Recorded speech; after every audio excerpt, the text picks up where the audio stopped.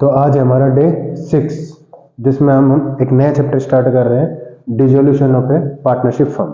ये बुक में एग्जाम में 8 मार्क्स के लगभग कंटेन करता है। हम इसमें से केवल 2 ही चीज पढ़ेंगे, जर्नल एंट्री और रियलाइजेशन अकाउंट, जो कि तुम्हारे एग्जाम के पॉइंट ऑफ व्यू से इंपॉर्टेंट है। तो अब आ रही है हमारे जर्नल एंट्रीज की। तो सबसे पहले हम जर्नल एंट्रीज ही पढ़ रहे हैं। पहली एंट्रीज किस कंडीशन में, व्हेन असेट्स या लायबिलिटी कोई भी हो जो हम क्या करते हैं, ट्रांसफर करते हैं रियलाइजेशन अकाउंट में। तो क्या क्या एंट्रियां हमें रिकॉर्ड करनी है। पहले केस में मैं तुम्हें बताता हूं, जब असेट्स ट्रांसफर करते हैं तो देखो, सबसे पहली बात यह है कि जब हम एक बैलेंस शीट की बात करें, उसमें एक लायबिलिटी साइड होती है, एक असेट साइड, और जो भी असेट्स में रिकॉर्ड होता है वो कौन सा बैलेंस रिकॉर्ड करता है, मेंटेन करता है डेबिट बैलेंस। अब हमारे पास 2 तरह की असेट्स में, एक तो कैश या बैंक बैलेंस जो कि ऑलरेडी लिक्विड फॉर्म में है, दूसरा हमारी फिक्टिशियस असेट्स जिसको हम रियलाइज कर नहीं सकते। इनके अलावा जितनी भी असेट्स होंगी जो हमें लाइक टेंजिबल असेट्स और इनटेंजिबल असेट्स के रूप में रिकॉर्ड होंगी, जैसे furniture, debtor, building, land, machinery, plant, investment, debtors, और इसके अलावा बिल्स रिसीवेबल, जो भी हमारी एंट्रीज होंगी वो सब हमें क्या करनी है, यहाँ पे ट्रांसफर करनी है कहाँ, रियलाइजेशन अकाउंट में। तो कोई भी जो डेबिट बैलेंस है उसको ट्रांसफर करने के लिए हमें सबसे पहले क्या करना होगा, क्रेडिट। कैसे, तो हम क्या लिखेंगे, कहां ट्रांसफर कर रहे हैं, रियलाइजेशन अकाउंट में। तो रियलाइजेशन अकाउंट डेबिट किस अमाउंट से, to sundry assets account. Clear हो गई बात। अब असेट्स में कौन कौन सी होगी, फर्नीचर भी हो सकती है हमारे, लैंड एंड बिल्डिंग भी हो सकते हैं, प्लांट एंड मशीनरी भी हो सकती है, स्टॉक भी है, डेटर्स भी है, बिल रिसीवेबल भी हो सकते हैं। सारी चीजें जितने भी हमारी असेट्स है, 2 असेट्स छोड़ दो, कौन सी, कैश एट बैंक और fictitious asset. Fictitious assets like deferred revenue expenditure, जैसे कि एडवर्टाइजमेंट सस्पेंस अकाउंट और statement of profit and loss का बैलेंस, जो कि डेबिट बैलेंस होता है क्योंकि असेट साइड में। इन सबको हम क्या करेंगे, इन सबको हम डिस्ट्रीब्यूट कर देंगे amongst the partner, old partner in old ratio. अब बारी आती है हमारी लायबिलिटी। तो लायबिलिटी के केस में 2 तरह की लायबिलिटी होती है हमारी, इंटरनल और एक्सटर्नल। सर हम इनको कैसे गेट करेंगे कि ये इंटरनल है, ये एक्सटर्नल है। तो जो भी लायबिलिटी पार्टनर के नाम से रिलेट करती है, जैसे partners capital, partners loan, partners current account balance, ये सारी कौन सी लायबिलिटी होगी, हमारी इंटरनल लायबिलिटी। इसके अलावा कोई भी लायबिलिटी है, चाहे वो क्रेडिटर हो, चाहे वो बिल्स रिसीवेबल हो, चाहे वो प्रोविजंस हो, चाहे वो सॉरी बिल रिसीवेबल नहीं, बिल्स पेबल हो, चाहे वो प्रोविजंस हो, चाहे वो बिल्स क्रेडिटर्स हो, चाहे वो आउटस्टैंडिंग एक्सपेंसेस हो, ये सारी कौन सी लायबिलिटी काउंट की जाएगी, एक्सटर्नल। और तो और जो पार्टनर के रिलेटिव से रिलेटेड होगी, like partner wife loan, partner father loan, partner brother loan, ये भी हमें लायबिलिटी कैसे अज्यूम करनी है, एक्सटर्नल लायबिलिटी अज्यूम करनी है। और इन्हीं एक्सटर्नल लायबिलिटी को क्या करना होता है, हमें रियलाइजेशन में ट्रांसफर करना होता है। तो रियलाइजेशन में जब एक्सटर्नल लायबिलिटी को ट्रांसफर करेंगे तो क्या एंट्री रिकॉर्ड करेंगे। पहली बात तो मैं ये बता देता हूं कि लायबिलिटी कौन सा बैलेंस रखती है, क्रेडिट, और किसी भी क्रेडिट बैलेंस को हमें 0 करने के लिए क्या करना होगा, डेबिट। तो मैं लिखूंगा लायबिलिटीज अकाउंट डेबिट टू, कहां ट्रांसफर करने हैं, रियलाइजेशन अकाउंट। कितने रुपए से, जो भी हमारी वो वैल्यू होगी। कौन कौन सी liability, all external liability. Clear हो गई बात। तो ये हमारी लायबिलिटी को ट्रांसफर करने के। अब बारी हमारी केस नंबर 2 की, जब हम असेट्स, हमारी जो फर्म के असेट्स है वो कौन टेकन ओवर कर लेता है, पार्टनर टेकन ओवर कर लेता है। तो उस केस में हम क्या एंट्री रिकॉर्ड करेंगे? देखो अगर हम बेचते हैं तो क्या लिखते हैं? Bank account debit to realisation account. अब सिर्फ हमें इतना सा करना है कि बैंक की जगह इसका नाम लिखना है पार्टनर का, वो जो भी पार्टनर उसको टेक ओवर करता है। तो हमारी एंट्री रिकॉर्ड होगी पार्टनर, जो भी वो ए बी सी जो भी एक्स वाई जेड जो भी नाम होगा, capital account debit to realisation account. सिर्फ इतना सा चेंज करना है। और वो चेंज क्या दिख रहा है तुम्हें? हमने जब कैश में बेची तो बैंक को रिकॉर्ड किया, और जब कोई पार्टनर टेक ओवर कर लेता है तो बैंक की जगह किसको डेबिट किया? Partner capital account. क्लियर? तो अब बारी है हमारे लायबिलिटी के सेटलमेंट की। तो लायबिलिटी के केस में हम लायबिलिटी को रियलाइजेशन में ट्रांसफर तो कर ही चुके हैं, हमने एंट्री सीख ली। फिर भी मैं एक बार बता देता हूँ, liability account debit to realisation account, क्योंकि लायबिलिटी का बैलेंस क्रिएट होता है और उस क्रेडिट को डेबिट कर जीरो करने के लिए क्या करना होता है? डेबिट।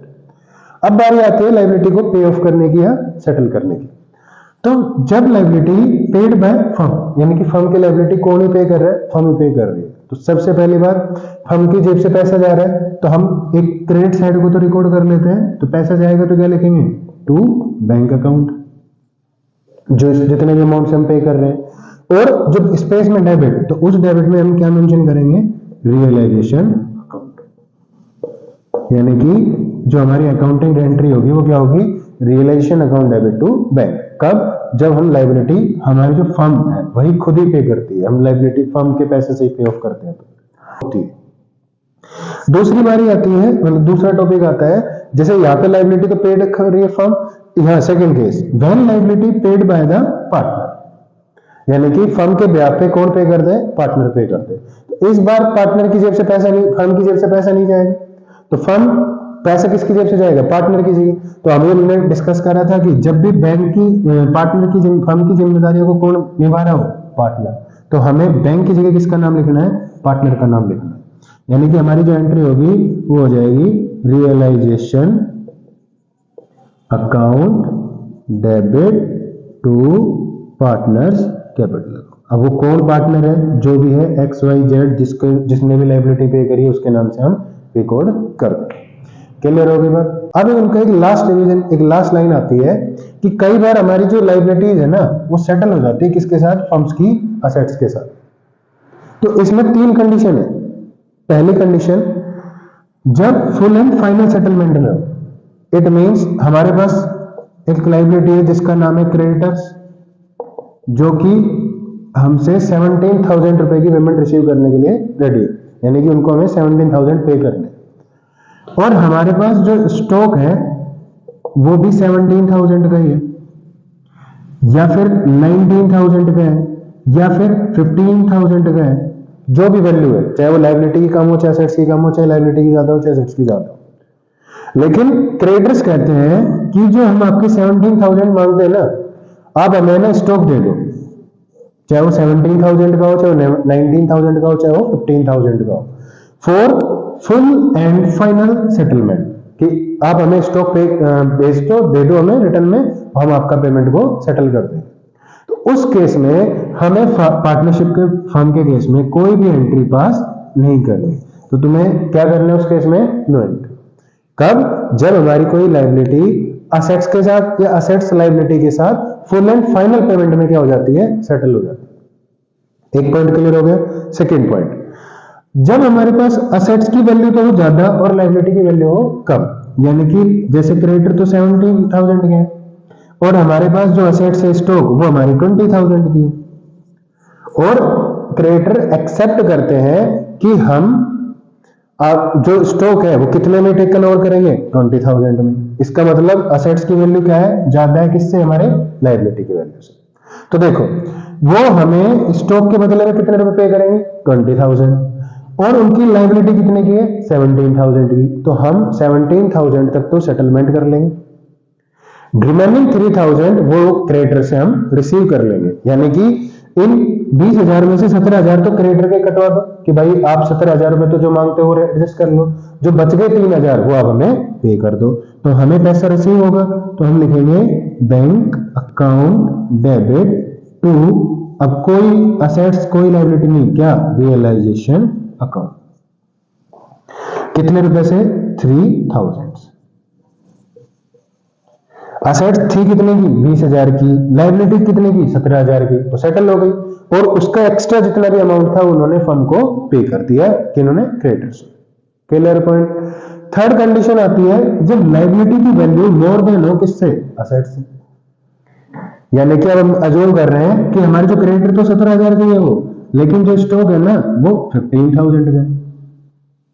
क्रेडिटर्स एक्सेप्ट करते हैं कि भाई हम आपके जो स्टॉक है ना वो 15,000 की वैल्यू पर ही क्या कर लेंगे, एडजस्ट कर लेंगे। आप हमारे बचे जितने भी रिमेनिंग अमाउंट है यानी कि 2,000 वो क्या कर दो, इन कैश पे कर दो।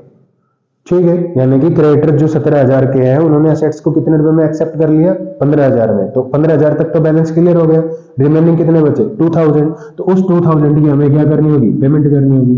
तो सिर्फ हमें जो कैश पे करना पड़ा है केवल उन्हीं की एंट्री रिकॉर्ड करें। तो कैश पे करना पड़ेगा यानी कि टू बैंक,